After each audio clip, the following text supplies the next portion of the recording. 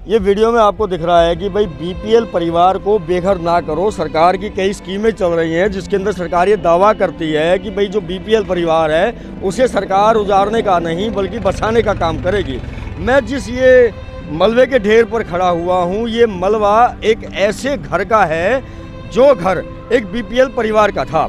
अभी आप देख रहे हैं कि भाई जो फरीदाबाद के अंदर नगर निगम, हुडा डिपार्टमेंट, ये सभी तोड़ फोड़ की कार्रवाइयों को बड़ा जोर शोर से कर रहे हैं। जैसे ऐसा लग रहा हो कि पहले तो एक कुंभकर्ण की नींद में सो रहे थे और अब अचानक से किसी ने इनको जगा दिया है। अब इन्हें ग्रीन बेल्ट भी दिख रही है, अब इन्हें अवैध अतिक्रमण भी दिख रहे हैं, पर इन्हें ये नहीं दिख रहा कि जिसका घर हम तोड़ रहे हैं क्या वो इतना सक्षम है कि जब उसका ये घर टूट जाएगा तो वो कहीं और कम से कम झुग्गी झोपड़ी डाल के रह भी पाने की क्षमता में है या नहीं। सुनो, इतना कही कि तुम इज्जत दिखा दियो अपनी, तुम्हारे आज कोई नहीं आएगी। इसने बेटी हमारे तोड़वा दी है। पटवारी का नाम क्या है? रमेश।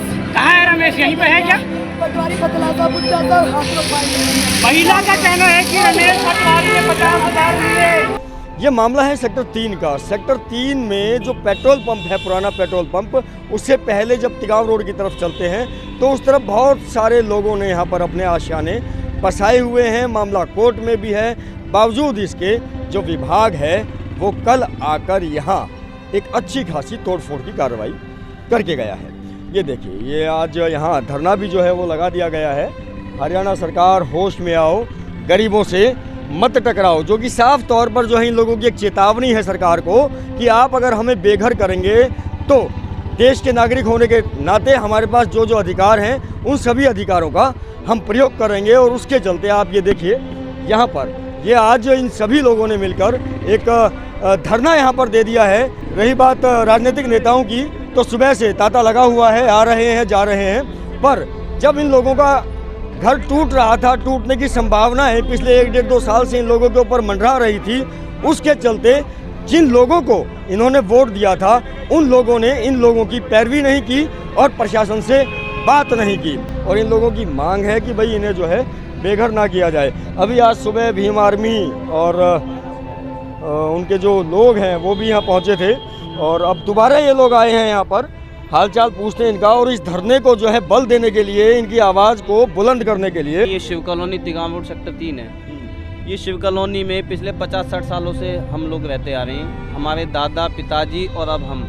3 पीढ़ियाँ इसी शिव कॉलोनी में गुजर बसर करके अपना पालन पोषण कर रही हैं। और पिछले 15-20 दिनों से हुड्डा प्रशासन के लोग कभी निशानदेही के नाम पर, कभी मतलब थ्रेटिंग के नाम पर, खाली करो के नाम पे पिछले 15-20 दिनों से हमें यहाँ थ्रेट कर रही थी। हमने ये सुना है कि भाई जो भीम आर्मी है उसने ये भी ऐलान कर दिया है कि सरकार इस जगह के दाम बोले, भीम आर्मी वो दाम भी देने के लिए तैयार है, उन लोगों को बसाने का भी काम करेगी। क्या कहेंगे? ये कड़वा सत्य है कि अगर ये ज़मीन वास्तव में हुड्डा की थी 2 एकड़, तो 50 सालों में दिखाई नहीं दी कि यहाँ पर बस्तियाँ क्यों बस रही हैं। हुड्डा की ज़मीन पे तो इस तरह कब्जे नहीं हो पाते हैं। उसके बावजूद भी अगर हो गए हैं तो उसके पीछे कारण क्या रहे हैं? उन अधिकार, इन पर गाज गिरने से पहले ऐसे भ्रष्ट अधिकारियों पर गाज गिरनी चाहिए थी जिनके समय पे ये कॉलोनी यहाँ पर बसी। कि अगर ये हुड्डा की ज़मीन है तो जो भी आपका यहाँ पर डीसी रेट है फरीदाबाद का, वो डीसी रेट हमसे लीजिए। हम पे जहाँ तक भीम आर्मी की बात है, गली गली जाके भीख भी मांग लेंगे हम समाज से, लेकिन इनका 1-1 रुपया अदा कर देंगे सरकार का इन कॉलोनी को बचाने के लिए। तीसरी बात मैं ये कहना चाहूँगा कि आप बिना नोटिस के, बिना सूचना के, बिना किसी निशानदेही के आप आते हैं। इससे पहले भी तोड़फोड़ की थी इन्होंने 5 साल पहले। सड़क चौड़ी करनी है, अब क्या चौड़ा करना है? आपको वोट देते हुए ये उम्मीद की कि आप हमारा कहीं बुरा नहीं होने देंगे। आज वो यहाँ पर सीना पीट रहे हैं, माथा फोड़ रहे हैं, रो रहे हैं, बच्चे बिलख रहे हैं, लेकिन आपको शर्म नहीं आ रही है? दर्द नहीं देखा जा रहा? इनके बीच में भी नहीं आ सकते आप?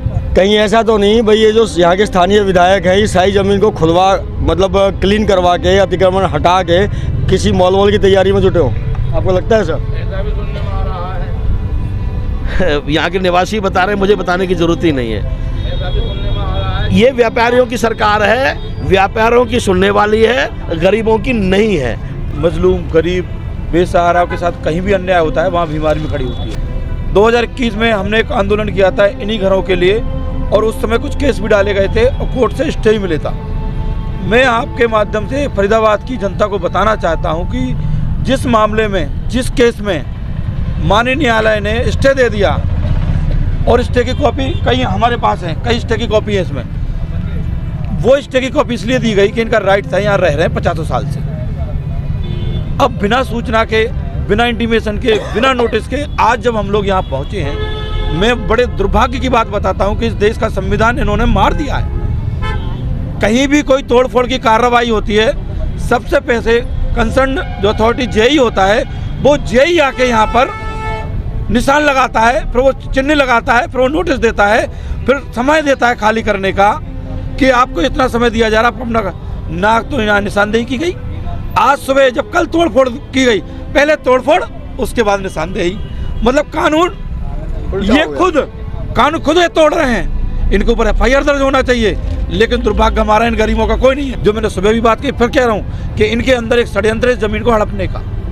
ये षड्यंत्र है। ये आप देखिए प्रॉपर्टी टैक्स, यार आप एक बात बताइए, प्रशासन क्या सोया हुआ था जब इस गलियों में सीवर लाइन डर रही थी, जब यहाँ के रोड बन रहे थे, जब मर गए थे क्या ये हुड्डा के अधिकारी? सीवर किसने डाला? सरकार ने। नाली किसने बनाई? सरकार ने। रोड किसने बनाई? सरकार ने। टैक्स कौन ले रहा है? सरकार। और फिर ये अनऑथराइज हो गए। इस कागज में ऑथराइज लिखा है। मैं दोबारा कहता हूँ, यहाँ के विधायक जो है ना, उसका षड्यंत्र है, और यहाँ के जो मंत्री है केंद्र में, उनका षड्यंत्र है इस जमीन में। यहाँ पे भी मिलन के नाम से कोई रेस्टोरेंट बनने की संभावना लग रही है क्या आपको?